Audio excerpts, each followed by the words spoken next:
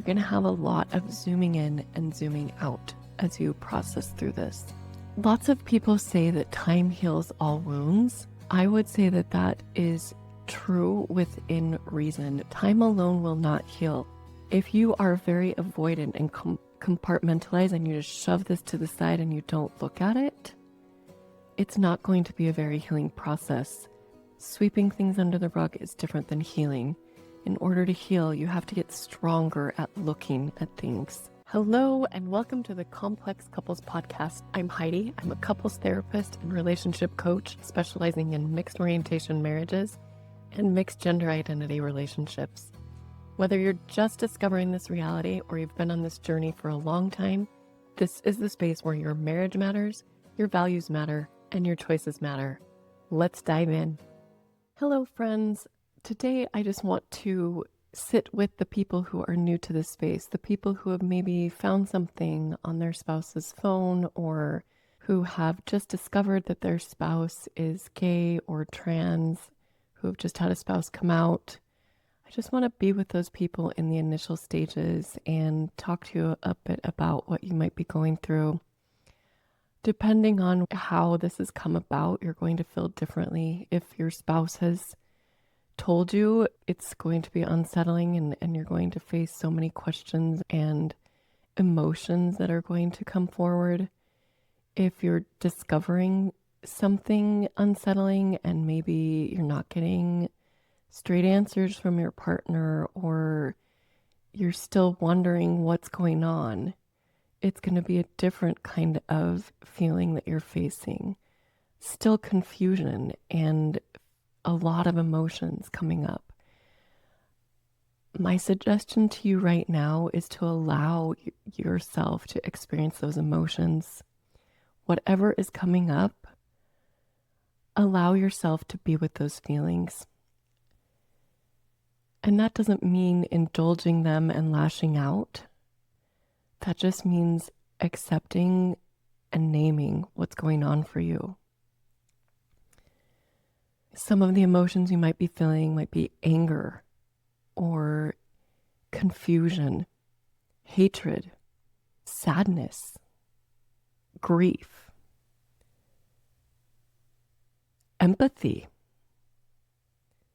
You can be experiencing multiple feelings at the same time, and that's okay. But allowing yourself to experience the array of emotions and just maybe asking them not to overwhelm you. There's going to be times where it's going to feel so overwhelming.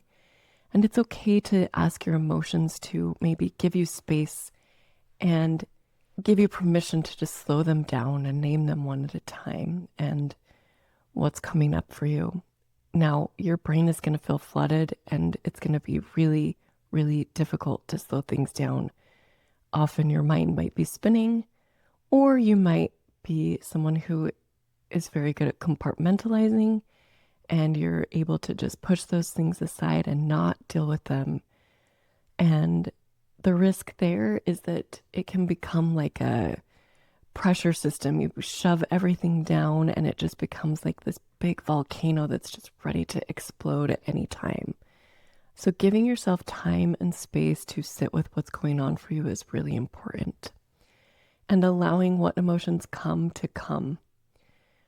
Now, emotions are great at communicating with us that something is wrong, but they are not the best way to express things to others, meaning when we're in our emotions and they are just so overwhelming, we can say and do things we might regret, and that can make us feel worse.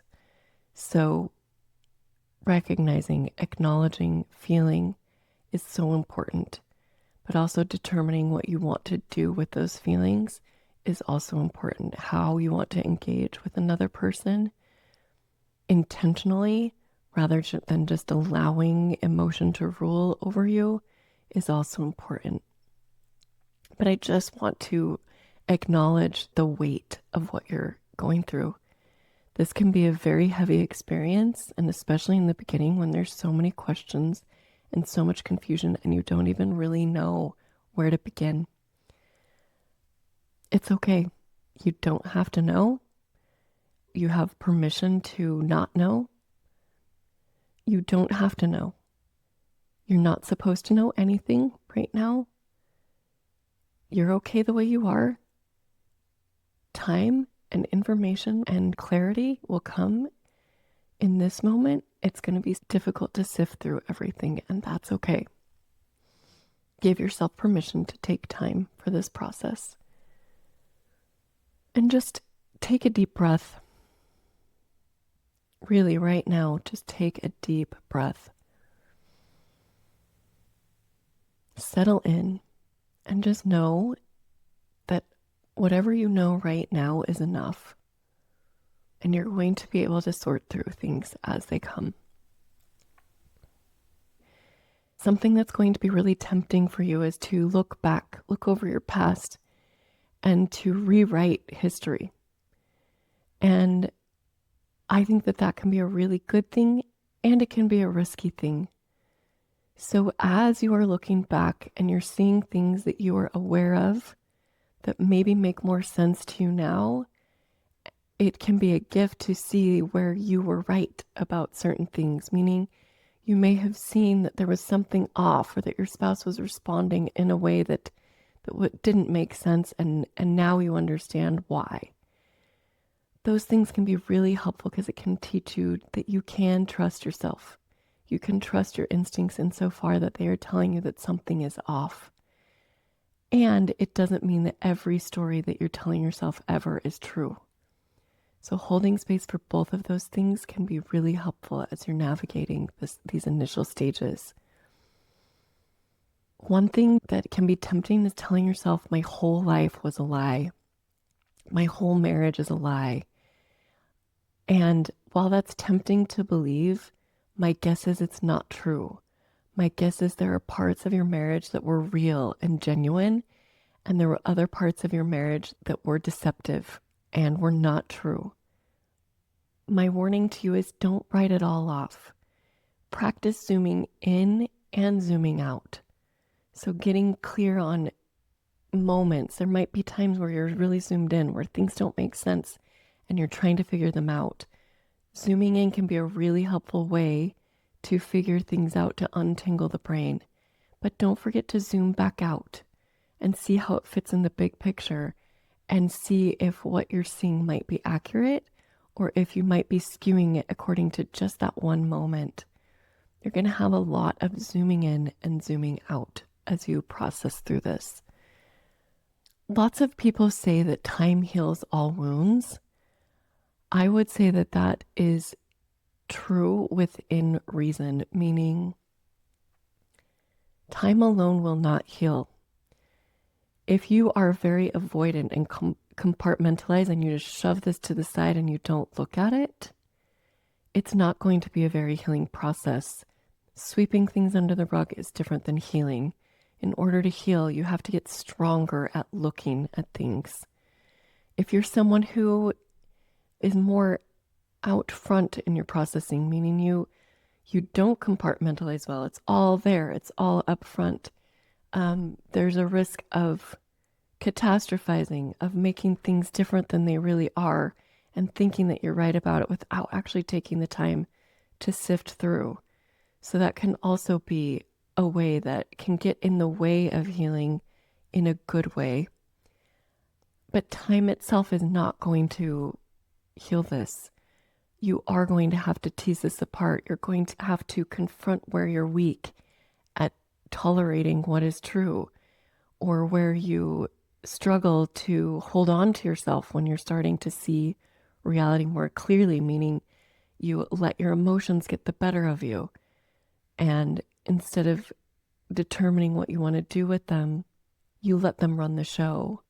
Just know that all of this is a process. You are in the beginning stages, the sifting portion of this, and you don't have to know everything. And that's okay. It's okay to be at the beginning, just allowing yourself to recognize where you are in the process, and that you don't have to be further than where you are right now. You are okay right where you are. There can be this endless desire to move things quicker, to heal faster, to fix things right away. And those are well-meaning parts of us that want to do those things. And yet sometimes we just need to rest in the healing that is already present. Sometimes we just need to recognize that there was a plan for this kind of healing a long, long time ago. And it came from a loving God who knew the plan for you, who knew what you would face, and who planned on being there for you through this process. If you can allow yourself to rest in that, I hope it can allow panic to subside. Recognize you are not the healer. I am not the healer. He is the healer, and let him heal. Take this to him. Early on, when I was going through this with my own husband, before I knew what was happening, but I knew something was there, I remember doing a visualization that was so helpful for me, and that was I visualized myself with the Savior Jesus Christ, and I visualized a box in front of him, just a big, big box at his feet, essentially. And I visualized myself putting all of my worries, all of my concerns at his feet, because it just felt too heavy to carry on my own. And I would take those things one at a time. And you know what? There were times that I felt really guilty because I felt like I should be with my kids, or I felt like I should be doing something else.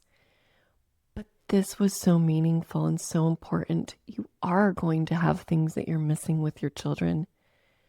And you are going to have to trust that there is a healer present for them as well, and that in time you will be able to re-engage. But for the moment, it's okay. It's okay to take time for yourself, to have these moments where you spend time just with your healer. Anyway, I would take myself to this place. I would visualize myself with my Savior, and one by one, I would lay my worries at his feet. I would name them. I would tell him what I was concerned about, and I would put it in this box. And this helped me sift through to get to the things that were the most painful, and so that I could figure out what parts to deal with first. And I remember as I went through this process, I would get to certain things that were the most painful, such as worrying that my husband loved someone else more than he loved me, or worrying that he was sharing parts of himself with others that he wasn't sharing with me, or that he was maybe half-heartedly sharing with me. Those pains were so real. And as I laid them at the Savior's feet, I felt a little lighter. I don't know what process is going to work for you in this, but I encourage you to find a spiritual component. Not the spiritual component that says you have to do more, you have to be more, you need to suffer more. The spiritual component that says you're okay just the way you are. I have you, I've got you, I'm mindful of you, and I'm taking care of you. Some of you may have a felt sense of that, and some of you may not. For those of you who don't, I hope that you will allow that to be okay. I hope you will also allow the fact that it feels empty, that you feel like there's no one there, and the anger about that to be okay. All of it is part of a bigger plan for you, but in the moment, it can be so hard to see that, and that's okay. I want to share something that helped me as I went through this process. One of the things I was very angry about was a feeling of my spouse had been hiding, and there was a part of me that didn't know how well he understood this or didn't understand it. I didn't know how much he really knew of my experience or what it had been like for me. And it was very tempting to go to the very worst case scenario, that he knew what he was doing, that he wanted to hide this from me because he wanted to control my choice. And that was such an angering experience for me that it made it really difficult for me to see him in any sort of a compassionate way. If that's how you're feeling right now, I understand. That can be a really difficult place to be. And I just want to share something that helped me be a little more compassionate, because I really feel like compassion for you and compassion for your spouse is very important here. Now, allow me to define the word compassion for a moment. Compassion is very different than pity. Pity says they can't help it. They did this thing and I just need to forgive it and I need to let it go. Or I just have to take this and bear this. Compassion is very different. Compassion says, I can have expectations of you and also hold space for the fact that you are not meeting those expectations currently. It isn't indulgent. We can swing from indulgence to punishment sometimes.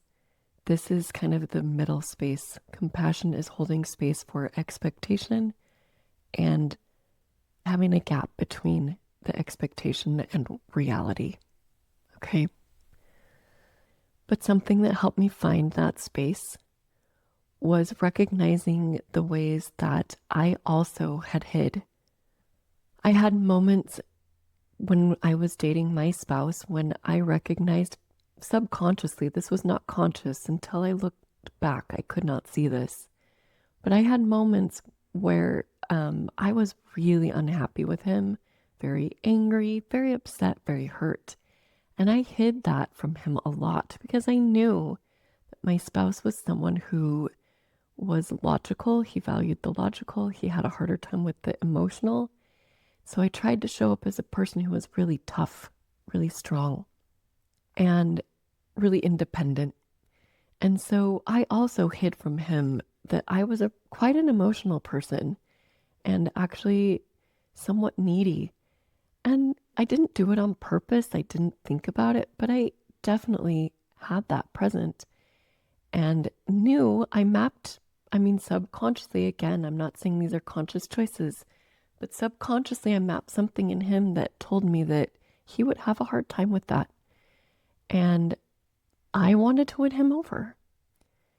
So when I can see those things in myself and in how I functioned, it gives me a little more compassion for why he might not allow himself to know this about himself before marriage, or he might hide it from me in some way.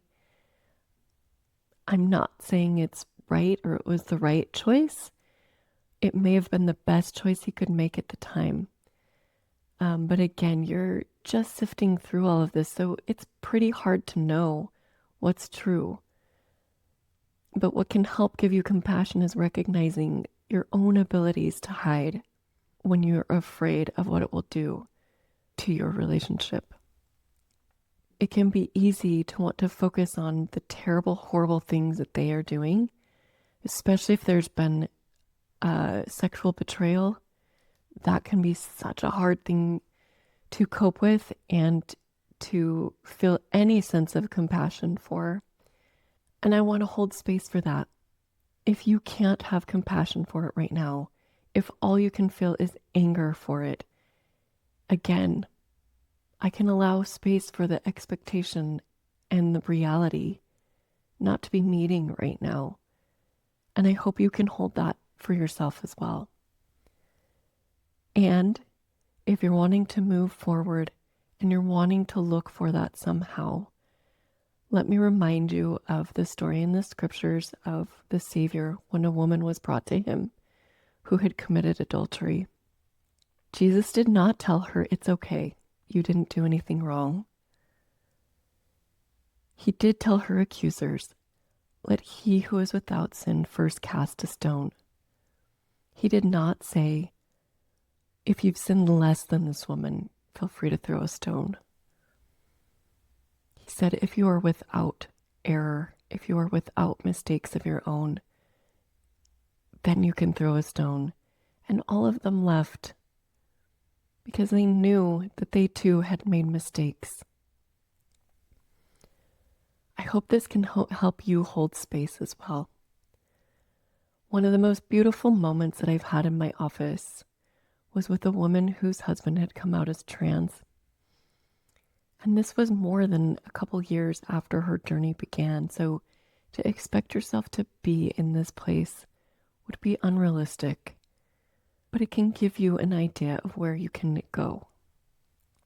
But she was sitting in my office and she was processing through something that was very hard early on when her spouse had chosen to transition without her consent, without consulting her.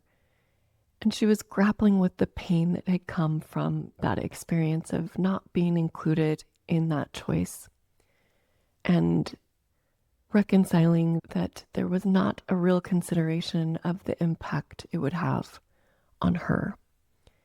And as she was grappling with this, I asked her to imagine Jesus in her story, to imagine where would Jesus be in that moment. And I anticipated her talking about the Savior being next to her, of holding her and comforting her and recognizing her pain and the impact that this choice would have on her, and sitting with her in the pain of having a spouse who is not aware or who is aware of the impact they have on you and chooses it anyway. I imagined that the Savior would be there in her story, and he was. When she revealed to me where the Savior was, that's where he was. But I was surprised to hear her say that the Savior showed up another place in her story, that the Savior also showed up next to her spouse, who was grappling with issues of identity and congruence and loneliness and wanting a sense of belonging. And she was able to see her spouse's struggle in spite of her own, and how much her spouse also needed a Savior in that experience. That is the healing that cannot come from anywhere else. That is the kind of healing that I hope for you as you go through this experience. And it's okay. Wherever you are, it's okay. I hope you will feel a felt sense of that. And please know that you're not alone in this. There are others who have gone before you. There are other people, other humans. And there is a Savior who knows your experience. If you are looking for more help, I have a free guide. When a spouse comes out, feel free to download that. There's a link in the show notes. I have coaching opportunities available as well. I'm trying to develop as many resources I can to help you. So please feel free to go to my website, see what's available. Email me your story. I personally read those and will respond to you. Sometimes having a witness is so important because this can feel so lonely when you're not wanting to share things that could potentially impact your spouse in some way, or could impact how others see you or them, and you're not sure how to deal with that. Just sharing with a witness who will hold that for you can be helpful. And I hope you'll join me in future episodes. I realize that often they are ahead of where you are.